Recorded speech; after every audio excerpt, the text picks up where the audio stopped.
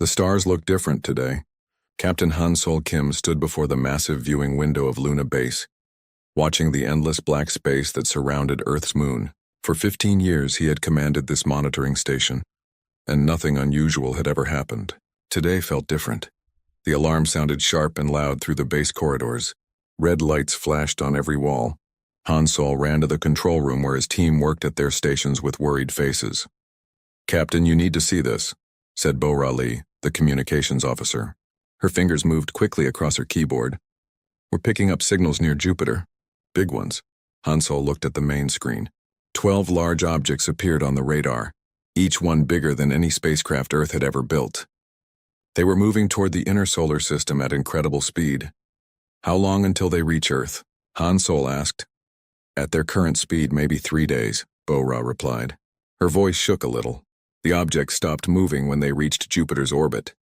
For several hours, nothing happened. Then the communication channels filled with static and strange noises. Bo-Ra worked hard to clean up the signal. Finally, a voice came through the speakers. It did not sound human. "People of the third planet," the voice said in broken English.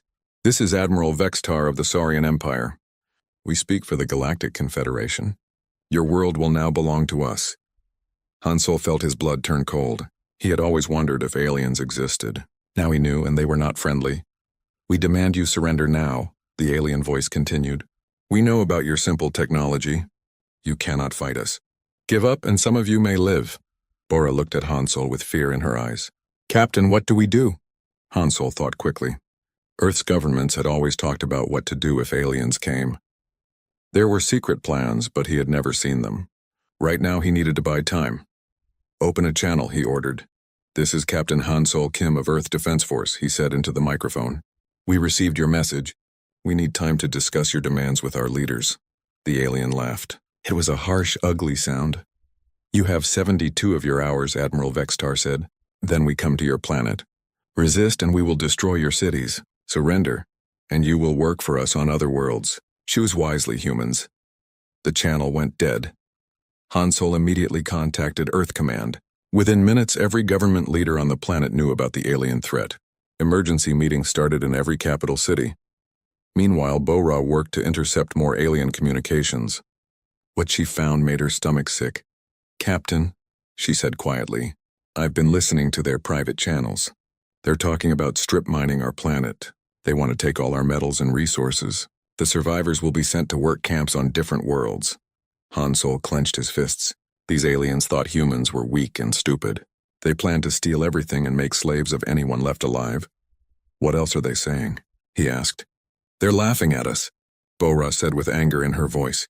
"They think our technology is like toys.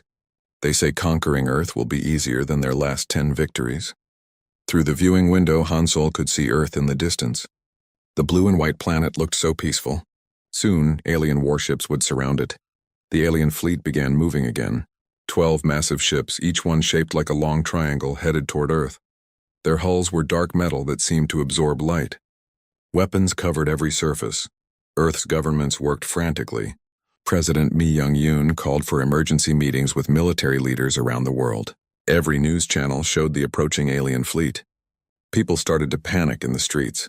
But Han-Sol noticed something strange. High-ranking military officers seemed calm. Too calm for such a terrible situation. Some even smiled when they thought no one was watching. "Bo-Ra," Han-Sol said, "send a message to Earth Command. Ask about Protocol 7. Bo-Ra's fingers flew over her keyboard. The reply came back quickly. "Classified. Maintain current position. Wait for orders." Protocol 7. Han-Sol had heard whispers about secret projects, hidden research, and mysterious construction in deep space. He had always thought they were just rumors. The alien fleet moved closer. Admiral Vextar sent more messages, each one more threatening than the last. "Humans," he said, "we have studied your pathetic species. You fight with chemical explosives and metal bullets. Your spacecraft move slower than our cargo ships. You are like insects compared to us." The aliens were very confident. Too confident. They acted like Earth's defeat was already certain. On the second day, strange reports came from around the solar system. Mining stations went silent. Research outposts stopped responding to calls. Deep space telescopes shut down without explanation. "Captain," Bo-Ra said, I'm getting weird energy readings from the asteroid belt. And something big is moving behind Saturn. Hansol frowned. Show me. The readings were confusing. Large objects were moving in space, but they appeared and disappeared from sensors like ghosts. As the deadline approached, the alien fleet reached Mars orbit. They were close enough now to see Earth clearly. Admiral Vextar sent his final ultimatum. Humans, your time is finished. We will arrive at your planet in 6 hours. Surrender now, or watch your cities burn. That's when Hansol received new orders from Earth Command. All stations maintain positions. Do not engage enemy forces. Wait for Protocol 7 activation. Whatever Protocol 7 was, it was about to happen. The alien fleet approached Earth with total confidence. They had no idea that hidden among the asteroids, behind the moons of gas giants and in the dark spaces between planets, something waited for them. Admiral Vextar and his fleet thought they were about to conquer another weak world. They believed humans were primitive and helpless. Soon they would learn how wrong they were. But first, the trap had to be set. Earth needed the aliens to come closer, to move into position where they could not escape. The game was about to begin, and the aliens had no idea they were already losing. Deep beneath the mountains of Colorado, red lights flashed in a secret command center that most people on Earth did not know existed. General Wu Jin Park stood before a wall of screens showing the alien fleet approaching Earth. He had waited 25 years for this moment. "Sir," said his aide, "the alien fleet will reach Earth orbit in 4 hours. Should we activate Protocol 7? Wu Jin nodded slowly. "Send the signal. Wake up the fleet." Across the solar system, hidden bases received the activation code. Facilities that had been dark and silent for decades suddenly came to life. Power generators hummed to life. Massive doors opened in asteroids that were not asteroids at all, but carefully disguised shipyards. Behind Jupiter's largest moon, engineer Da-Hyun Choi felt the vibration through the deck plates as the TNS Leviathan powered up its main systems. She had spent 15 years working on this ship, the largest and most powerful warship ever built by human hands. "All systems coming online," she reported to the bridge. "Fusion reactors at full power. Weapon systems ready. Shield generators operating normally." The Leviathan was enormous, 3 kilometers long and half a kilometer wide. It was more like a flying city than a spaceship. Its hull was made from materials that did not exist in nature. Created in secret laboratories using technology reverse-engineered from an alien probe that had crashed on Earth 50 years ago. That probe had changed everything. Earth's governments had worked together in secret, pooling their best scientists and engineers to study the alien technology. What they learned allowed humanity to make incredible advances in science and engineering. The public space program that people saw on television was just a cover story. While NASA and other agencies launched simple rockets and space stations, the real work happened in hidden facilities scattered throughout the solar system. Captain Sujin Huang walked onto the Leviathan's bridge for the first time in 3 years. The ship had been in standby mode, waiting for the day when humanity would need it. That day had finally come. "Status report," she ordered. "All departments report ready for combat," said her second-in-command. "The fleet is moving into position." Through the bridge windows, Sujin could see other ships appearing from their hiding places. Destroyers emerged from behind asteroids. Cruisers uncloaked near the moons of Saturn. Fighters launched from hidden bases throughout the outer planets. Humanity had built a fleet of over 60 warships in complete secrecy. Each one used advanced technology that was far beyond anything the aliens possessed. But the aliens did not know this. They still thought humans were primitive and weak. On Luna Base, Captain Hansol Kim watched his sensors as strange energy signatures appeared throughout the solar system. He was beginning to understand what Protocol 7 really meant. "Captain," said Bo-Ra Lee, "I'm reading massive power sources all over the system. These readings are impossible. No human technology should be able to generate this much energy." Hansol smiled for the first time in 3 days. "Maybe human technology is better than we thought." Admiral Vextar's fleet continued toward Earth completely unaware of what was happening around them. The alien sensors were designed to detect the simple chemical rockets and nuclear reactors that humans were supposed to have. They could not detect the advanced fusion reactors and exotic matter drives that powered the real human fleet. The aliens had made a serious mistake. They had studied Earth's public technology and assumed that was all humanity possessed. They had not considered that a species smart enough to develop space travel might also be smart enough to hide their true capabilities. Earth's governments had learned an important lesson from history. Every time a technologically advanced civilization encountered a less advanced one, the results were terrible for the weaker group. Humanity had decided to make sure they would never be the weaker group. For 50 years, the best minds on Earth had worked in secret. They had solved problems that had puzzled scientists for generations. They had built weapons and ships that seemed impossible, and they had kept it all hidden until the day when Earth would need protection. Da-Hyun Choi ran her hands over the control panels of the Leviathan's engineering section. Every system on the ship represented a breakthrough in human science. The ship's main weapon used antimatter, the most powerful energy source in the universe. Its shields could deflect energy weapons that could destroy mountains. Its engines could cross the solar system in hours instead of months. "Engineering to bridge," she said into her communicator. "All systems are perfect. We're ready for anything." The alien fleet was now close enough to see Earth with their own eyes. Admiral Vextar stood on his flagship's bridge, looking at the blue and white planet that would soon belong to the Saurian Empire. "Prepare landing forces," he ordered. "This conquest will be quick and easy. The humans have no real weapons." His officers laughed and agreed. They had conquered dozens of worlds before. Humans would be no different from all the other weak species they had defeated. But hidden in the shadows of space, 60 human warships waited in perfect silence. Each captain had trained for years for this moment. Each crew knew exactly what they had to do. The trap was almost ready. The alien fleet was moving into the perfect position, surrounded on all sides by human ships they could not see or detect. Admiral Woo Jin Park watched the tactical display in his secret command center. Every piece was in place. The aliens had walked directly into the most perfect ambush in the history of warfare. "All ships report ready," said his communications officer. Woo Jin smiled. The aliens thought they were about to conquer Earth. Instead, they were about to learn that humanity was far more dangerous than they had ever imagined. The moment of truth was almost here. Soon the galaxy would learn that Earth was not a weak planet full of primitive creatures. Earth was the home of a species that had spent 50 years preparing for war, and they were very good at it. The alien fleet continued its approach, confident and arrogant. They had no idea that they were about to face the most advanced military force the galaxy had ever seen. In a few more hours, everything would change. The balance of power in the galaxy was about to shift, and humanity would take its place among the stars not as victims, but as equals. President Mi Young-yoon sat in the Oval Office looking directly into the camera that would broadcast her message to the entire world. Behind her, military advisors and government officials watched with serious faces. To anyone watching, this looked like a moment of defeat and surrender. "People of Earth," she began, her voice calm but sad, "I have made the most difficult decision in human history. To save as many lives as possible, Earth will surrender to the alien fleet. We ask for safe passage for our civilian evacuation ships."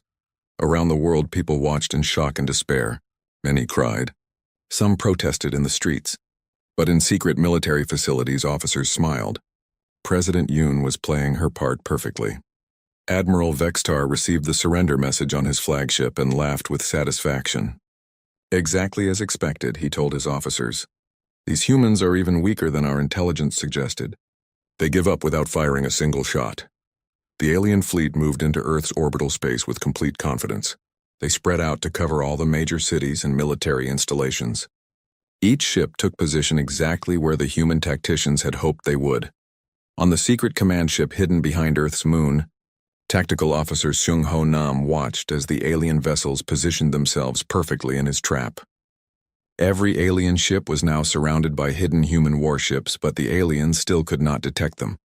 "Sir," Seung-ho reported to Admiral Woo Jin Park, "enemy fleet is in optimal position." "All our ships are ready," Woo Jin nodded. The aliens had made another critical mistake. Instead of staying together where they could support each other, they had spread out to control more territory. Now each alien ship was isolated and outnumbered.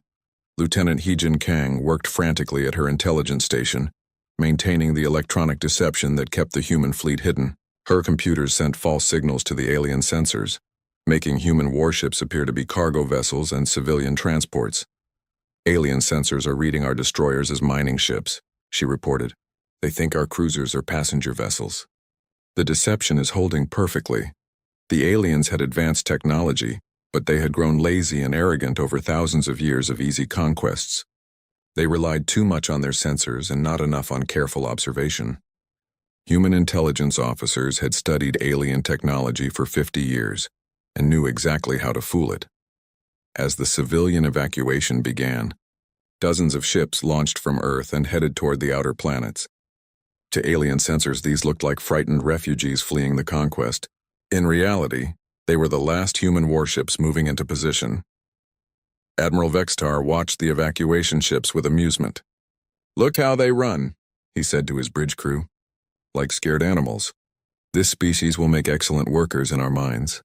But one of his junior officers looked worried. "Admiral, I'm detecting some unusual energy readings from those ships." Vexatar waved dismissively. "Primitive human technology always produces strange readings. Their reactors are inefficient and poorly designed. Pay no attention to it." This was exactly what Lieutenant He-Jin had expected.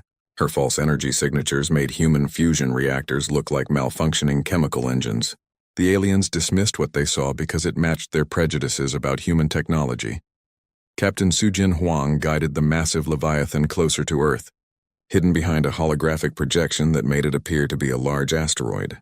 The ship's stealth systems were so advanced that it could approach within a few thousand kilometers of the alien flagship without being detected. "Distance to target?" she asked her navigation officer. 3,000 kilometers in closing. "We could destroy their flagship with a single shot from this range." "Hold position," Sujin ordered. "We wait for the Admiral's signal." Throughout the solar system, human ships held their positions with perfect discipline.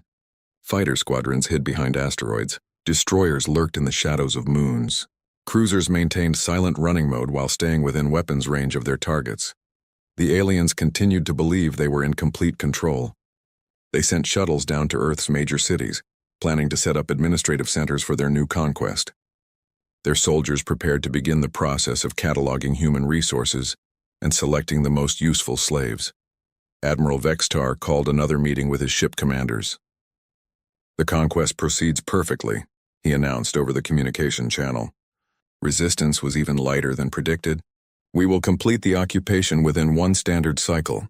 His subordinates agreed enthusiastically. This was turning out to be the easiest conquest in recent memory. Some of them were already planning how to spend their share of the profits from Earth's resources.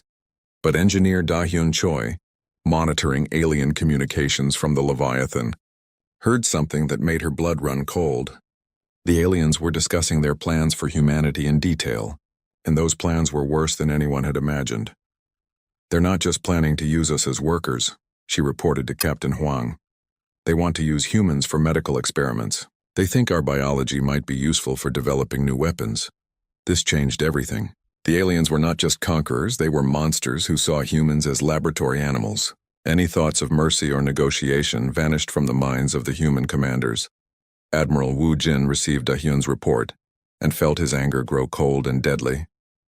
These aliens had made their intentions clear. They saw humanity as nothing more than resources to be exploited and experimented on. "All ships," he transmitted on the secure channel. "Target priority has changed.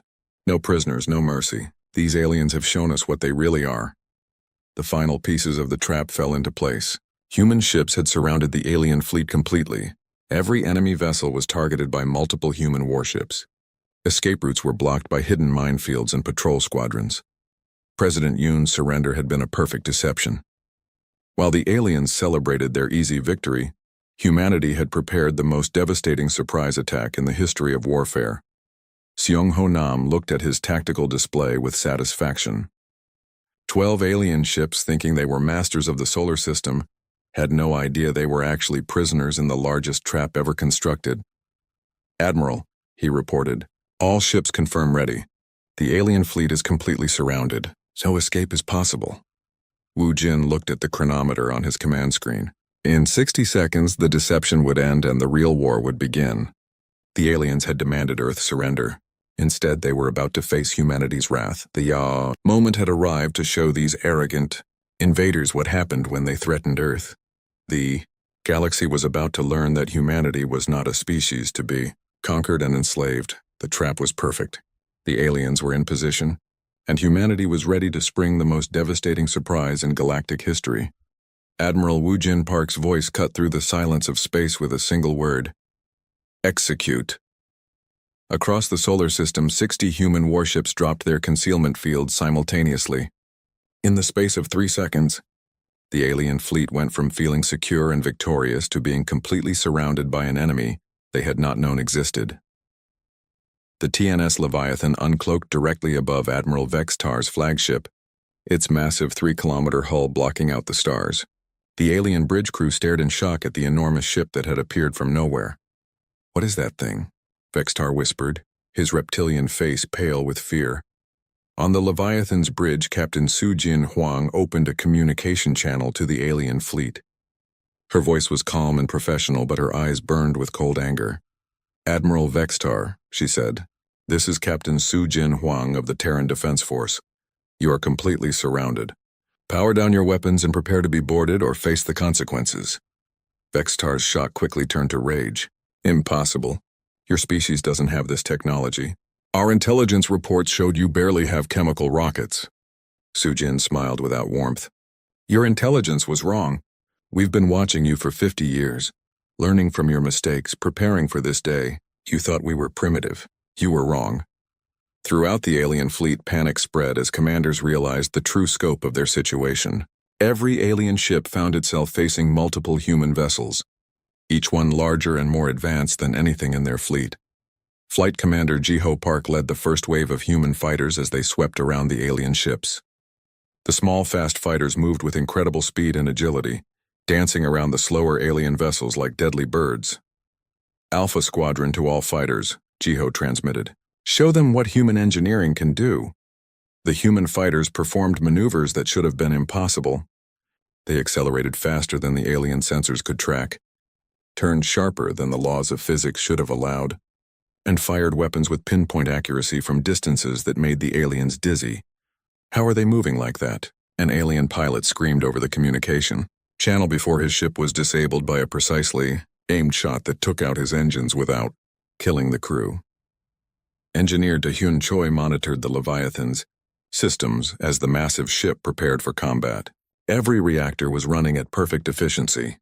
Every weapon system was charged and ready. Every shield generator hummed with barely contained energy. "Captain," she reported, "all systems optimal. The ship is performing even better than our best projections." The Leviathan's weapons were unlike anything the galaxy had ever seen. Instead of the simple energy beams and projectile weapons used by most species, human ships carried antimatter cannons, quantum torpedo launchers, and gravitational pulse guns that could tear apart enemy vessels at the molecular level. Admiral Vextar tried to rally his fleet. "All ships attack formation. Concentrate fire on the largest enemy vessel. They cannot possibly have shields strong enough to withstand our combined firepower." The alien fleet opened fire on the Leviathan with everything they had. Energy beams that could melt mountains struck the human ship's shields and simply vanished. Missiles that could destroy cities exploded harmlessly against the advanced defensive systems. "Shields holding at 98%, reported the Leviathan's tactical officer. "Enemy weapons are having no effect." Su-Jin shook her head sadly. "They still don't understand. Show them what real power looks like." The Leviathan's main antimatter cannon began to charge. Energy readings spiked to levels that made the alien sensors scream warnings. The weapon drew power from the ship's massive reactors, building up destructive force beyond anything the aliens had ever witnessed.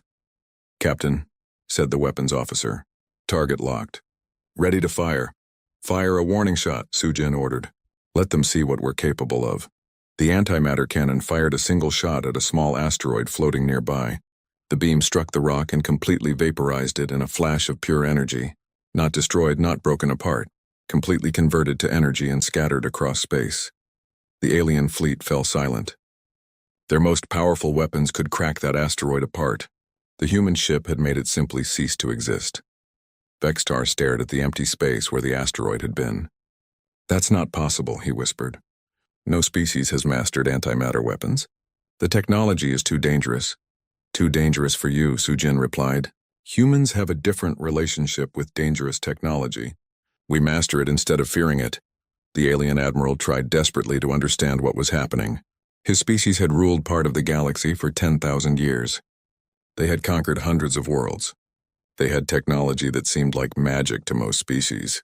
How could these primitive humans be so much more advanced? I don't understand, he transmitted to the human ship. How is this possible? You were supposed to be barely past nuclear technology. Science Officer Young Mi Song answered from the Leviathan Science Station. You made the same mistake most old species make. You assumed that because we were young, we were stupid. You stopped learning and growing.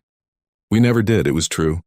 The older galactic civilizations had reached a certain level of technology and then stopped advancing. They were comfortable with what they had. They saw no need to push further, to take risks, to try new things. Humanity was different. Humans never stopped asking questions, never stopped looking for better ways to do things. In 50 years, they had advanced further than most species had in 1,000 years. Your mistake, Young Mi continued, was thinking that age equals wisdom. Sometimes fresh thinking is more valuable than old knowledge. The alien fleet attempted one final desperate attack. All 12 ships fired their weapons simultaneously while charging forward, hoping to overwhelm the human defenses through sheer force. Weapons Officer Dongwu Li calmly activated the Leviathan's point defense systems. Hundreds of small weapons tracked every incoming projectile and energy beam. Lasers and particle beams reached out with impossible accuracy, destroying missiles before they could reach the ship and deflecting energy weapons into empty space. All enemy fire neutralized, Dongwu reported. No damage to any of our ships. The alien charge was stopped cold. Human fighters swarmed around the alien vessels, disabling their weapons and engines with surgical precision. Within minutes, the entire alien fleet was helpless, dead in space with their crews unharmed but their ships completely powerless. Admiral Vextar's flagship drifted helplessly as human ships surrounded it. His crew sat at their stations in stunned silence, unable to believe what had just happened. Admiral Vextar, Captain Huang's voice came over the communication system. You have two choices. Surrender now and accept our terms for a new relationship between our species, or we will demonstrate what happens to those who threaten Earth. Vextar looked around his bridge at his defeated crew. His mighty fleet, the pride of the Saurian Empire, had been destroyed without the humans losing a single ship. More than that, the humans had done it while barely trying. They had used only a fraction of their firepower and had disabled rather than destroyed the alien vessels. The old admiral finally understood the truth. Humanity was not a primitive species to be conquered. They were the most advanced military force the galaxy had ever seen, and they had been hiding in plain sight for decades. The age of easy conquest was over. The galaxy had a new power, and that power belonged to Earth. Admiral Woojin Park's voice carried across all communication channels, reaching not just the defeated alien fleet, but every listening post and relay station in the local galactic sector. This is Admiral Woojin Park of the Terran Defense Force, he announced. To all civilizations monitoring this engagement, witness what happens when Earth is threatened. The Leviathan moved slowly through space toward a small moon orbiting Mars, and the rocky satellite was about 50 kilometers across, large enough to be clearly visible to all the sensors watching this historic moment. Captain Sujin Huang stood on her bridge, looking out at the moon that would soon demonstrate humanity's true power to the galaxy. She felt no joy in what was about to happen, only a cold determination to protect her species. Engineering, what's the status of the main cannon? She asked. Da Hyun Choi checked her readings from the engine room. Main antimatter cannon charged to full power. Energy output is stable. We're ready, Captain. Admiral Vextar watched from his disabled flagship, his reptilian features twisted with fear and disbelief. You cannot be serious. That much power. It's impossible for any ship to generate that much energy. Science Officer Young Mi Song looked at the alien admiral through the communication screen. You keep saying things are impossible. That's your problem right there. Humans don't accept impossible as an answer. She was right. While the alien civilizations had spent thousands of years telling themselves what couldn't be done, humanity had spent 50 years figuring out how to do it anyway. Every limitation was seen as a challenge to overcome, not a permanent barrier. Your people stopped growing, Young Mi continued. You reached a certain level of technology and decided it was enough. We never stop pushing forward. We never stop asking what comes next. The Leviathan positioned itself at a safe distance from the target moon. Throughout the ship, crew members secured themselves for the massive energy discharge that was about to occur. "All stations report ready," said the ship's executive officer. Sujin took a deep breath. What they were about to do would change everything. The galaxy would never look at humanity the same way again. "Fire," she ordered quietly. The main antimatter cannon unleashed its full power. A beam of pure energy lanced out from the Leviathan, brighter than a star and hotter than the core of a sun. It struck the small moon and kept going, boring through 50 kilometers of rock and metal in less than a second. For a moment, nothing seemed to happen. The moon hung in space, seemingly unchanged. Then it began to glow from within as the antimatter reaction spread through its core. The explosion was beautiful and terrible. The moon didn't just break apart, it was converted entirely to energy, creating a brief new star that outshone Mars itself. The shock waves spread outward in all directions, a perfectly spherical wave of light and radiation. When the light faded, nothing remained. The moon was gone completely, leaving only empty space and scattered particles that would take millions of years to coalesce into anything solid again. Absolute silence filled all communication channels. Every alien in the watching fleet, every sensor operator at distant listening posts, every military commander throughout the local galactic sector had just witnessed the complete annihilation of a celestial body by a single shot from a single ship. Vextars, bridge crew stared at their screens in shock. Their most powerful weapons could crack asteroids and damage small moons. The human ship had made a moon simply cease to exist. That was a demonstration. Admiral Park's voice cut through the silence.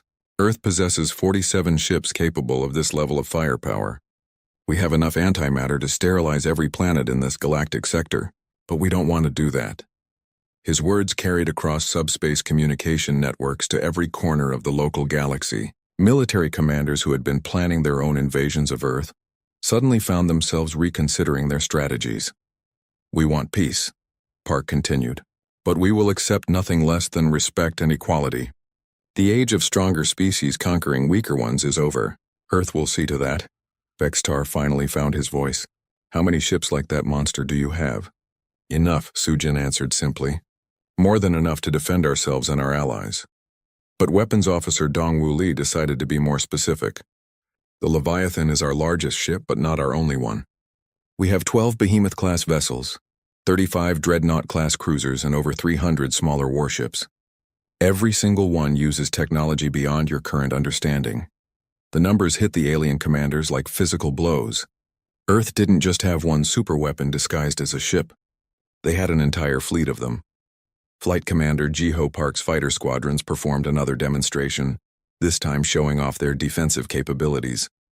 Alien sensors watched in amazement as the small human fighters created energy shields strong enough to deflect direct hits from cruiser-class weapons. "How do such small ships generate that much power?" asked one of the alien captains. "Miniaturization," Jiho replied. "We learned to make everything smaller and more efficient.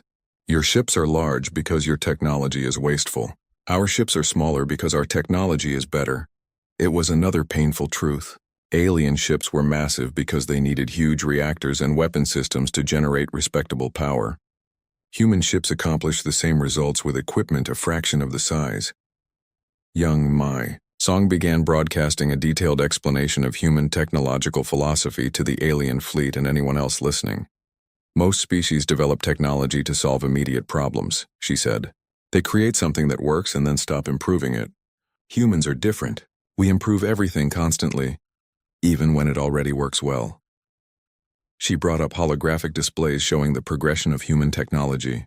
50 years ago, our computers filled entire rooms and had less processing power than the devices your soldiers carry. Today, our computers are smaller than your fingernails and more powerful than anything in your fleets. The aliens stared at the displays with growing understanding and fear. Humanity had undergone technological advancement at a rate that seemed impossible to species used to centuries of gradual change. "But the real difference," Young Mi continued, "is that we share our knowledge freely among all humans. When one human discovers something new, every other human can learn from it immediately. You species hoard knowledge, protect secrets, compete with each other. We cooperate."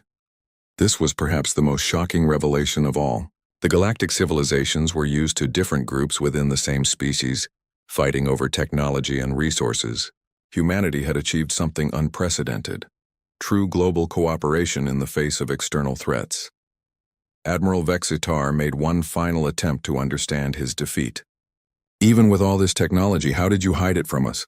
"Our scouts surveyed your system for months before we attacked," Lieutenant Heejin Kang answered from her intelligence station. "We've been watching you watch us for 50 years. We know exactly how your sensors work, what they look for, how they process information. Hiding from you was easy once we understood your technology." The implications hit the alien commanders like a series of hammer blows. Not only did humans have superior technology, they had been using it to spy on alien civilizations for decades.